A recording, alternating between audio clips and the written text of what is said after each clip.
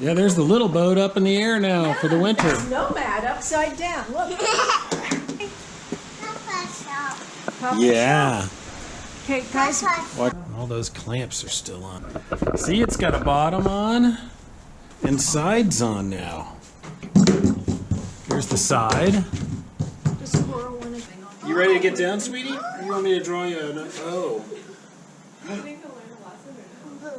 Alright, in the morning here, it looks like we managed to keep the shop warm enough. The epoxy seems to have gone off on the brush. And we're going to pull out our temporary screws and take the clamps off, which is always kind of fun. We're ready to move on to the Sapele, which would be down the keelson and across the stem, and this inlay along the chine, which I've never done before and been thinking about, so we'll see how that goes.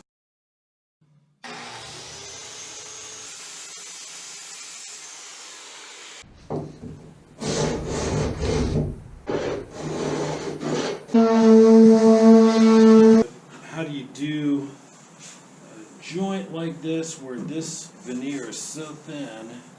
And what I'm doing is holding just a little tiny space, so we're on a slight angle, and I'm watching. You can kind of see if there's still some sawdust accumulating in there. That's one clue that there's still a little bit of a rise. I'm getting down to where it's very close, and at that point you've got the high point is just right along the inside edge, and then taking the 100 grit on the finished sander across that seems to remove it without doing any damage to the veneer. That's the idea. This side there's quite a bit more material to remove, so I'm using this. One thing to watch out for is the blade, the cutting blade on this guy actually goes out beyond the edges of the table. So it's I'm just using it to get down within an eighth or so. What I'm doing that seems to work for me, I don't know, is I've got this plane, the block plane, set a little more aggressively, and it's gonna, because it's a smaller foot, it seems to continue to cut across the uneven surface better, and then finish with the jack plane, which has a longer foot. It can be a little bit more conservative for the finishing cut. So maybe half hour, 40 minutes. We've got this edge pretty good, and that's what I mean about this design approach, minimizing the need for precision cuts. Down to this chine inlay deal. I've been thinking about this for a while. These are some angles on the little sailing kayak. And the theory is, if you have a 1/4 inch cutter router bit set 1/4 inch deep, it and the center of that is on this chine, the actual point, then we should be able to accommodate all these angles. And you can see where, if we had kept exposing this side edge, by the time it got up here it'd be like 3/4 of an inch wide, so we had to do something not to do that. And it looks okay. Filling this with putty would look alright, but I'm going to try to, without ruining the boat, set a piece of inlay. And the trick is how to position the guide for that router table. I don't want to screw the thing into the plywood if I don't have to. So I'm going to make some marks. I'm going to use one of these stringers and clamp it. And I think what I need to do is screw on some kind of a strip periodically onto that stringer and clamp it down here, and see if we can hold it in place and make a nice clean cut, and then fill that in with Sapele. So the center of the cutting bit to this face on the router table is 2.5. So I made a little guide which should enable to go along and make marks. We figure an attachment point every 16 inches ought to be sufficient to not allow this to move in between. So how to get something that can screw onto the inside of the shear, screw onto the fence itself so it can't move up and down, and at the same time be clampable so that it can't push away from the side of the boat. So basically came up with this mechanism here. You can put a clamp around it, and it can be screwed in. I'm going to make at least 6 of these guys. Let's just slide over the sheet, and we want the router. Well, it looks like it's holding it. That's what it looks like inside. And this is screwed into the fence.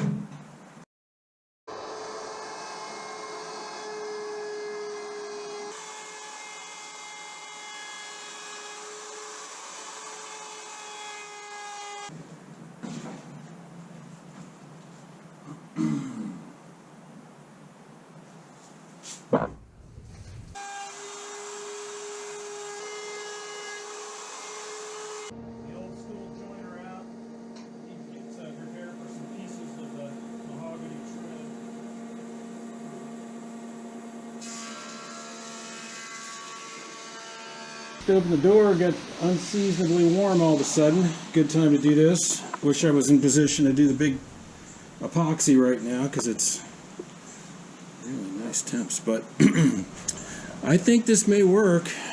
Take the rabbit plane and clean this up. Make a 5/16 by 5/16 or so. And then that makes me think about the visible edges of this plywood. I think I can use the router fence and just take a similar 5/16 inch off of here, and we don't need this anymore. So we took the bow free from the strong back the other day. We'll go ahead and take the transom free as well. Another big sort of fun milestone, at least. It's fun for me.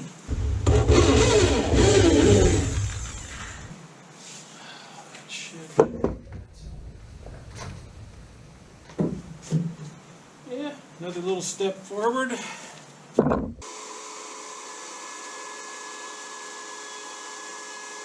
Coming out here, take a little break.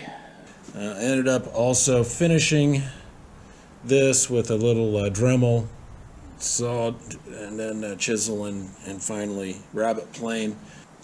I've got an edge on the smaller of my boards. I think I'm going to try to do some table saw work and make some 5/16 by 5/16 pieces and see how they lay in there. Not a big fan of these narrow table saw cuts. The measurement shows that at some points it's a little skinnier than that. So I think 5/16, yeah, that'll do if I can figure out how to clamp it all the way around. Certainly for these open areas, that'll be just fine. Once it becomes a slot down here, I'm finding I might need to slightly trim down this piece.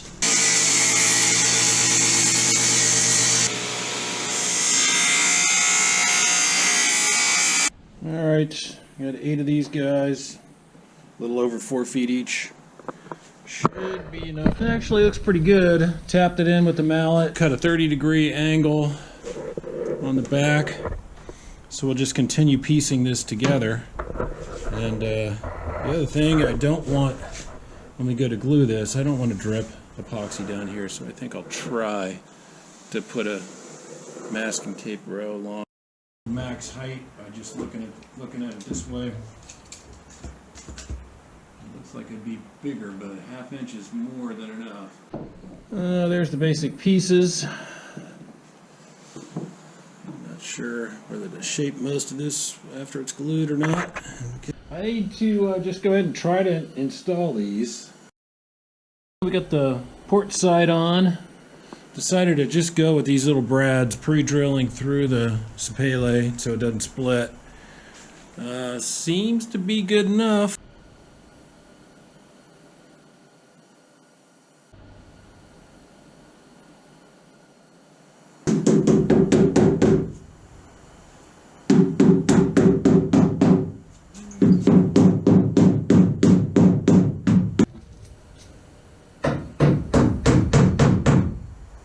Alright, so this is my dad, Dr. Rudy, who's been a sailor for a long time too, coming to visit the shop and the project.